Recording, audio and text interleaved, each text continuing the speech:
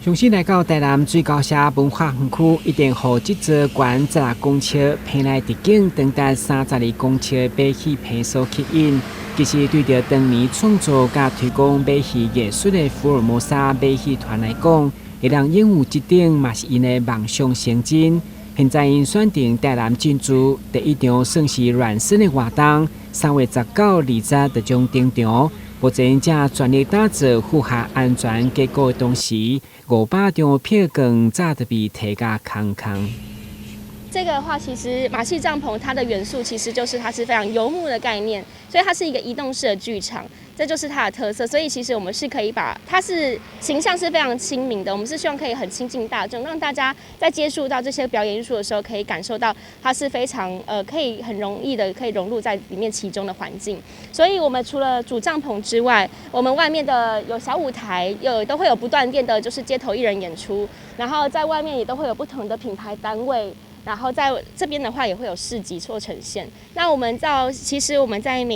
未来每一年规划，我们可能会到不同的，也许在台南，或是到不同的城市乡镇，我们都会集合当地的一些特色，不管是从餐饮品牌到艺术家，然后一直到我们整个的主题，我们都希望说可以透过我们马戏表演艺术这样的一个元素内容，把整个文化的整个城市的一个文化力可以展现出来。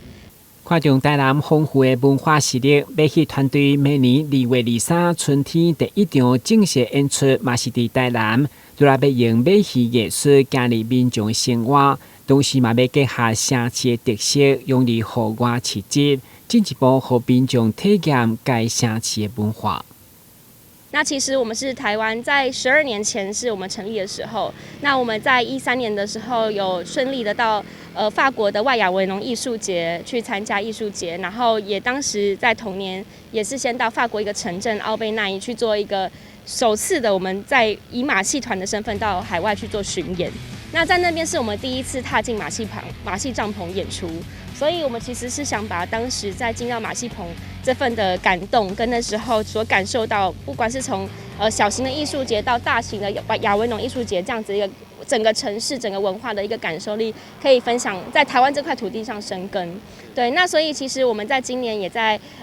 台南有作为我们一个 FOCA 的南部的一个基地。那因此，其实在今年我们是一个暖身体验场，明年会是我们正式的第1届。曾经以马戏代表台湾骑上国际舞台FOCA，以马戏艺术节的概念呈现，也希望以创办人的信念，和特技表演者有一个厝。台南新闻，军职和球帮采访报道。